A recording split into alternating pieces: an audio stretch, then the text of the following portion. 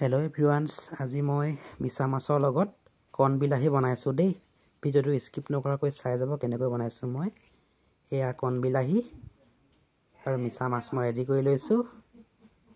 এতিয়া মই কেৰাহী পাতি লৈছো। গেছটো লো ফ্লেমত ৰাখি মই কেৰাহীটো পাতি এয়া তেল দি লৈছো। তেল দি লৈছো মই আৰু এয়া তেল পাক উঠিছে, গৰম হৈছে আৰু মই পিয়াজ দি লৈছো। ইয়াত পিয়াজ দি সৰু মিছা মাছটো আৰু মোৱা মাছো আছে অলপ লগত মিছা মাছৰ লগত। এতিয়া মই এইখিনি ধুনীয়াকৈ ভাজি লৈছো।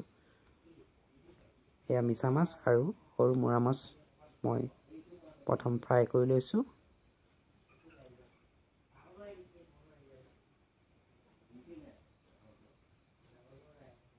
ধুনীয়াকৈ মই ফ্ৰাই কৰি লৈছো। অলপ নিমখ আৰু হালধি গুড়ি মই মাছখিনি দি লৈছো।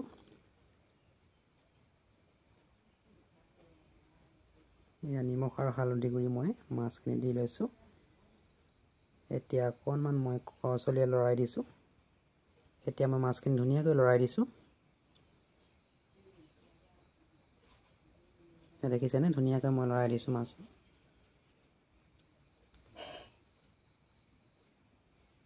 কোনে কোনে বাৰু মিছা মাছ খাই ভাল পায় মোক কমেণ্টত জনাব দেই। মই কিন্তু বহুতেই ভাল পাওঁ।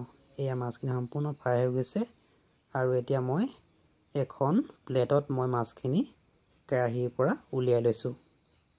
এয়া মই মাছখিনি উলিয়াই ললো আৰু এতিয়া আকৌ পিয়াজ আৰু জলকীয়া দি মই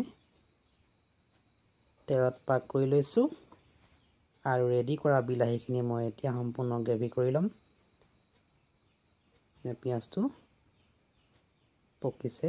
এতিয়া মই ৰেডি কৰা বিলাহী কণ বিলাহীখিনি সম্পূৰ্ণ গ্ৰেভি কৰি ল'ম। অকণমান ঢাকি দিছো যাতে গাপত সিজে। এয়া দেখিছেনে বিলাহীটো ধুনীয়া গ্ৰেভি হৈ গৈছে। অলপমান মই গৰম পানী দি লৈছো ইয়াত যাতে অকণমান ৰস হয় বিলাহীটো। এয়া দেখিছেনে কিমান ধুনীয়া ৰস। এতিয়া মই সেই মিছা মাছখিনি ভাজি ৰখা মিছা মাছখিনি মই এই বিলাহীত দি দিছো। এয়া মই দেখিছেনে কিমান ধুনীয়া এটা কালাৰ আহিছে। খাবলৈ বহুতেই ভাল লাগে মিছা মাছ আৰু কণ বিলাহী। কেনেকুৱা লাগিছে জনাব দেই আপোনালোকে। আৰু মোৰ যদি পেজটো নতুনকৈ আহিছে তেতিয়াহ'লে আপোনালোকে ফ'ল' কৰি ল'ব যাতে আগলৈ মই দি থকা নতুন নতুন ৰেচিপি ভিডিঅ' আৰু ব্লগ ভিডিঅ' যাতে নিতৌ পাই থাকিবলৈ। এয়া দেখিছেনে মই অলৰেডি ধনিয়া দি ল'লোঁ মই আৰু অলৰেডি মোৰ ৰেচিপিটো হৈ গ'ল। আজিলৈ ভিডিঅ'টো ইমানেই। অহাকালিলৈ পুনৰ এটা অন্য ভিডিঅ'ত লগ পোৱাৰ আশাৰে আজিলৈ বাই।